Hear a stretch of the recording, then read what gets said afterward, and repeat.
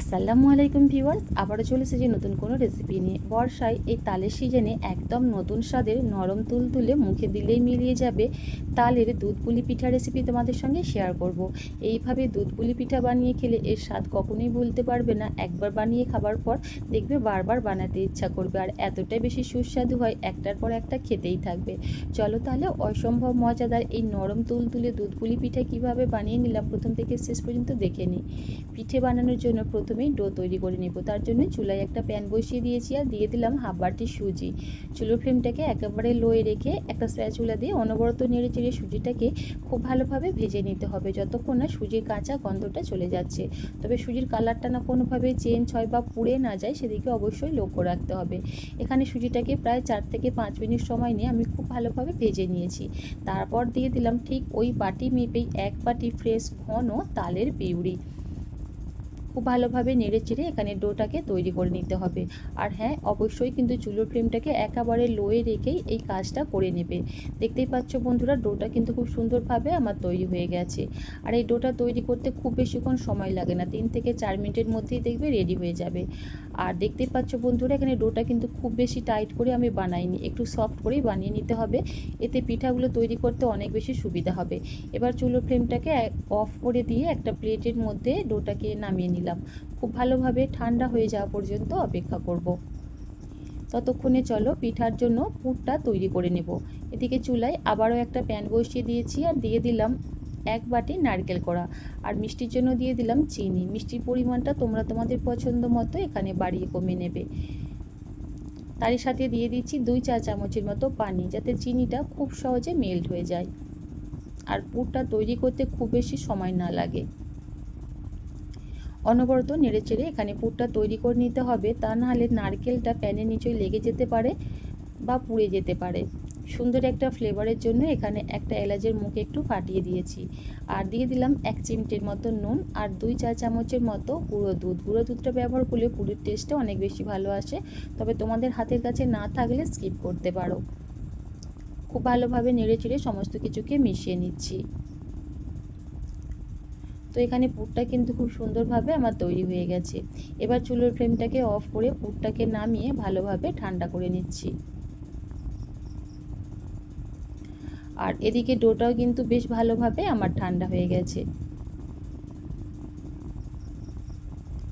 খুবই সামান্য পরিমাণ এই পর্যায়ে একটু নুন ব্যবহার করলাম।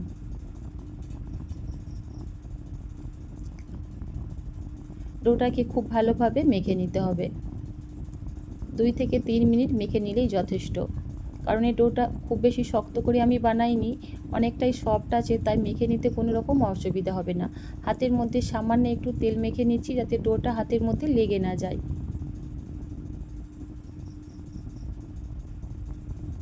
আবারও বলছি, এই পিঠাটা বানানোর জন্য চেষ্টা করবে ডোটাকে একটু সফট করে বানিয়ে নিতে, তাহলে দেখবে পিঠাটা যখন আমরা দুধের মধ্যে ফোটাবো ফেটে যাবার কোনো সম্ভাবনা থাকবে না।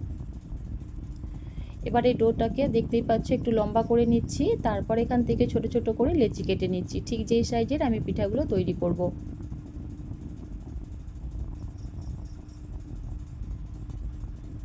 তো প্রতিটা লেচিই খুব সুন্দরভাবে আমি কেটে নিয়েছি। হাতের মধ্যে সামান্য একটু তেল মেখে নিচ্ছি। আর এইভাবে তেল মেখে নিলে পিঠাগুলো তৈরি করতে কোনো রকম অসুবিধা হবে না, দেখবে খুবই সহজেই তৈরি হয়ে যাবে। একটা লেচি নিয়ে হাত দিয়ে ঘুরিয়ে ঘুরিয়ে একটু স্মুথ করে নিচ্ছি, তারপর এভাবে একটু ফ্ল্যাট করে নিলাম।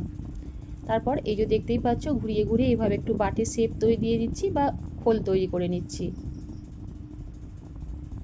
চেষ্টা করবে পিঠার খোলগুলো একটু পাতলাভাবে তৈরি করতে, তাহলে দেখবে পিঠাগুলো খেতে অনেক বেশি মজার হবে। তারপর প্রয়োজন মতো পুর ভরে দিলাম। তারপর এইভাবে মুখটাকে আমি বন্ধ করে দিচ্ছি। খুব ভালোভাবে মুখটা বন্ধ করতে হবে, তা নাহলে দুধের মধ্যে ফোটানোর সময় মুখটা খুলে যেতে পারে।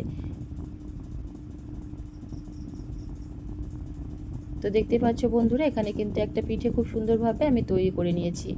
তো আরও একটা পিঠা তোমাদের আমি বানিয়ে দেখাচ্ছি। বানানো খুবই সহজ, একবার দেখলেই বুঝতে পারবে ঠিক কীভাবে আমি বানিয়ে নিলাম। একটা লেচি নিয়ে খুব ভালোভাবে হাত দিয়ে ঘুরিয়ে ঘুরিয়ে একটু স্মুথ করে নিলাম। তারপর এইভাবে একটু ফ্ল্যাট করে নিয়ে দেখতেই পাচ্ছ হাত দিয়ে ঘুরিয়ে ঘুরিয়ে এইভাবে বাটির শেপ দিয়ে নিচ্ছি।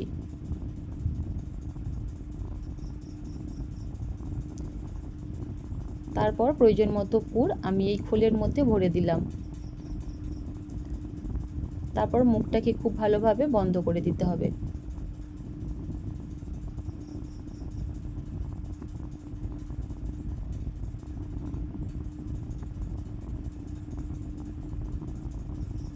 তো দেখতেই পাচ্ছ বন্ধুরা, এখানে কিন্তু পিঠাগুলো তৈরি করা কতটা বেশি সহজ।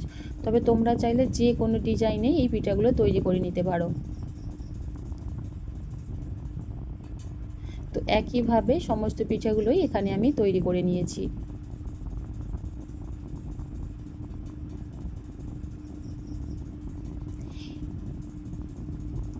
এবার এই পিঠাগুলোকে সেদ্ধ করার জন্য একটা মালাই তৈরি করে নেব। তার জন্য চুলায় একটা প্যান বসিয়ে দিয়েছি আর দিয়ে দিলাম 500 ml দুধ। দুধটা খুব ভালোভাবে ফুটে ওঠা পর্যন্ত অপেক্ষা করব।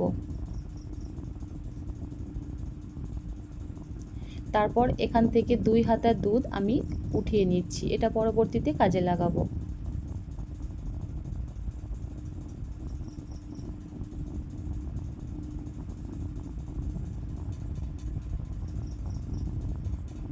তারপর এখানে মিষ্টির জন্য দিয়ে দিলাম স্বাদ মতো চিনি। খুব ভালোভাবে নেড়েচেড়ে মিশিয়ে নিচ্ছি আর চিনিটা দেওয়ার পর আরও 2 থেকে 3 মিনিটের মতো দুধটাকে আমি ফুটিয়ে নিচ্ছি।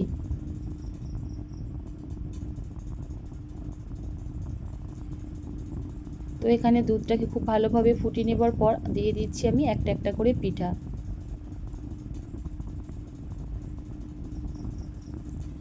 আর এই পর্যায়ে একটু লক্ষ্য করলেই দেখতে পাবে বন্ধুরা, পিঠাগুলো কিন্তু এখন দুধের মধ্যে ডুবে আছে। পিঠাগুলো যখন খুব ভালোভাবে সেদ্ধ হয়ে যাবে দেখবে পিঠাগুলো দুধের ওপরে ভেসে উঠবে, তখনই বুঝতে হবে পিঠাগুলো খুব সুন্দরভাবে আমাদের কুক হয়ে গেছে। এর থেকে বেশিক্ষণ সময় ফোটালে আবার পিঠাগুলো ভেঙে যাবার একটা সম্ভাবনা থাকে। আর যে দুধটা আমি উঠিয়ে রেখেছিলাম, এবার সেই দুধের মধ্যে আমি 3-4 চামচের মতো তালের পিউরি খুব ভালোভাবে একটু নেড়েচেড়ে মিশিয়ে নিচ্ছি।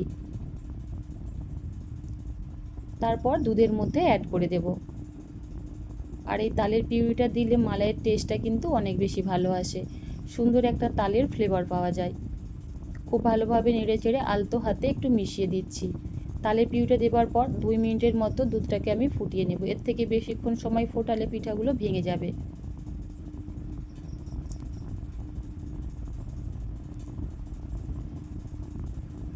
তো দেখতে পাচ্ছ বন্ধুরা, এখানে কিন্তু পিঠাটা খুব সুন্দরভাবে আমার তৈরি হয়ে গেছে। আর এর থেকে বেশি ঘন করব না, কারণ এই মালাইটা ঠান্ডা হয়ে যাওয়ার পর বেশ কিছুটা ঘন হয়ে যাবে। চুলোর ফ্লেমটাকে অফ করে পিঠাটা ভালোভাবে ঠান্ডা করে নিয়ে আমি পরিবেশন করছি। তো দেখতেই পাচ্ছ বন্ধুরা, পিঠাগুলো দেখতে কতটা বেশি লোভনীয় লাগছে, খেতেও হয় অসম্ভব মজার। একবার বানিয়ে খাবার পর দেখবে বারবার বানাতে ইচ্ছা করবে। আর বাড়ির বাচ্চা থেকে বড় সকলে অনেক বেশি পছন্দ করে খাবে। একটা পিঠা তোমাদের আমি কেটে দেখাচ্ছি যে কতটা বেশি পারফেক্ট হয়েছে, একদম নরম তুলতুলে, মুখে দিলেই মিলিয়ে যাবে। আশা করি আমার কাটা দেখেই তোমরা বুঝতে পারছো যে পিঠাটা কতটা বেশি লোভনীয় হয়েছে। তো আজকের আমার এই পিঠা রেসিপি তোমাদের কেমন লাগলো অবশ্যই কমেন্ট করে জানিও। রেসিপিটা ভালো লাগলে চ্যানেলটা সাবস্ক্রাইব করে পাশে থাকার অনুরোধ রইল। আল্লাহ হাফেজ।